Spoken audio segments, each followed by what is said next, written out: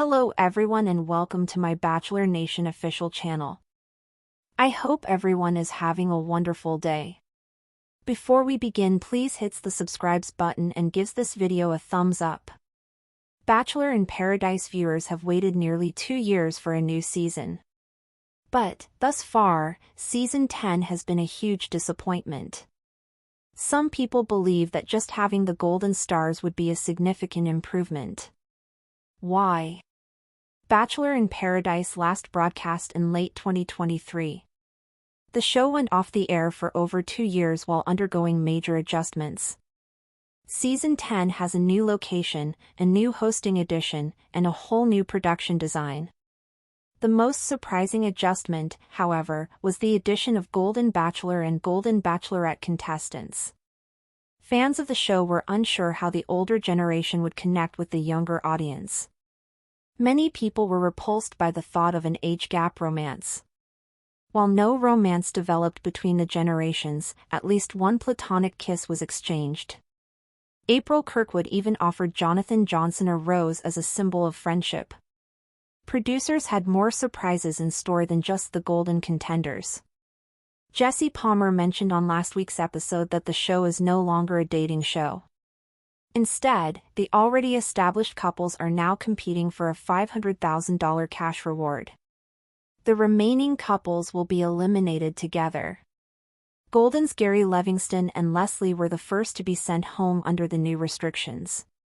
Only 2 senior couples remain, Faith Martin and Kim, and Kathy Swartz and Keith Gordon. Many fans are dissatisfied with the lack of options for the older age.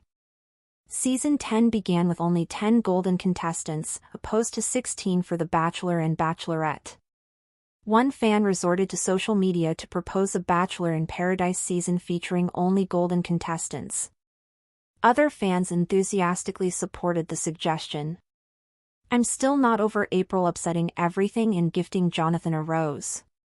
Joan Vasso's season of The Golden Bachelorette sparked speculation about a Golden Bachelor in Paradise. ABC never explained why they opted to merge the younger and older casts for Season 10. Bachelor in Paradise viewers had waited with eager anticipation for nearly 2 full years before the arrival of Season 10. The hiatus had been long, frustrating, and full of speculation. For months, fan forums and Instagram comment sections were filled with questions: would Paradise return at all? If so, would it still feel like the same show fans had loved for nearly a decade? When the first promos finally aired, showing the new beach location, a glossy production redesign, and a surprising mix of younger contestants with Golden Bachelor and Golden Bachelorette alums, the reactions were a mix of excitement and apprehension. Many fans welcomed the novelty, others feared it was too much of a departure from the show's roots. And by the time the first few episodes aired, it was clear to many viewers that the changes were not landing as hoped. The most significant, and controversial, shift was the casting decision to merge 2 distinct corners of Bachelor Nation, the youthful, influencer-ready crowd from The Bachelor and The Bachelorette with the seasoned, over 60 singles from the Golden Bachelor franchise. On paper, it was a bold, cross-generational social experiment. In practice, it was awkward at best, and at times downright uncomfortable. Producers had pitched it as an opportunity for mentorship, for learning about love across decades, and for sharing the beach in a way that bridges Bachelor Nation history. The marketing made it sound warm, heart-filled, and possibly inspiring. But reality TV, as always, had other plans. From the very first mixer, it was apparent that romance between the age groups wasn't going to be the central story. The flirty banter that carried past seasons was replaced with polite small talk. Faith Martin, who had been a favorite on The Golden Bachelor, found herself sipping a margarita and offering dating advice to 20-something TikTok influencer Sierra Green, who nodded politely but clearly had no intention of applying the wisdom. Meanwhile, April Kirkwood, always known for her larger-than-life personality, quickly decided that if she couldn't find love, she'd at least make an impact. She stunned the beach when she gave her first rose to Jonathan Johnson, a charming but much younger cast member, as a gesture of friendship.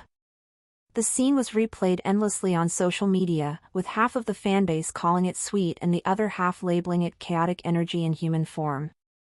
Still, the mixed-age cast was only part of the puzzle.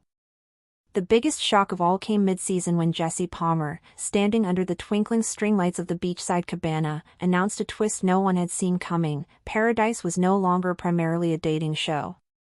Yes, couples could still form, but the endgame was no longer a final rose or an engagement. Instead, the most compatible, strongest, and most beloved couple by the end of the season would win a staggering $500,000 cash prize. The news landed with a thud for many longtime viewers, who immediately began comparing it to Love Island, The Perfect Match, and other reality competition hybrids. The cash prize twist upended the usual Paradise rhythm. Suddenly, dates were less about exploring genuine connection and more about strategizing how to appear unshakable in front of the cameras and the other couples. Whispered alliances formed under the palapis. Some contestants admitted in their private confessionals that they were staying in relationships they didn't see lasting beyond the show, just to make it to the finale and split the $500,000. For the golden contestants, who had entered with the idea of finding a lasting, late-in-life romance, the pivot to gameplay felt jarring.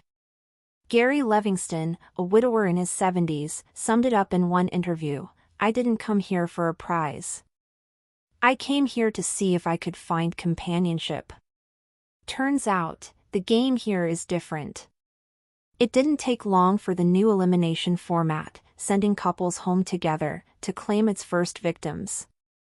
Gary and Leslie, both fan favorites from The Golden Bachelor, were eliminated in the second round after losing a compatibility challenge. Fans were livid, flooding Twitter and Facebook with complaints about how unfair it was to remove older couples so early, especially since they were the reason many viewers had tuned in at all. Only two golden couples remained: Faith Martin and her partner Kim, and the pairing of Kathy Swartz with Keith Gordon. Both duos were holding on, but tension was building, and neither seemed like a lock for the finale. The other point of contention was the sheer imbalance in casting. The younger half of the beach started the season with 16 contestants, while the Golden group had only 10. It made the Goldens feel like a novelty rather than equal players. Faith, who was generally calm and diplomatic, couldn't hide her frustration during a confessional. "They talk about integrating us," she said, "but if we're outnumbered from the start, what are our real chances? This isn't a fair shot. It's a sprinkle of Goldens on a plate full of millennials." One fan, posting on a popular Bachelor subreddit, wrote, "If ABC really wanted to showcase the Golden cast, they should have just done a Golden Paradise. The age dynamics here are awkward, there's no real romantic chemistry across generations, and the Goldens are getting picked off way too fast. Give them their own season." The comment received thousands of upvotes. Thanks for watching. If you likes this video, do not forget to subscribe to my channel and do not miss any update.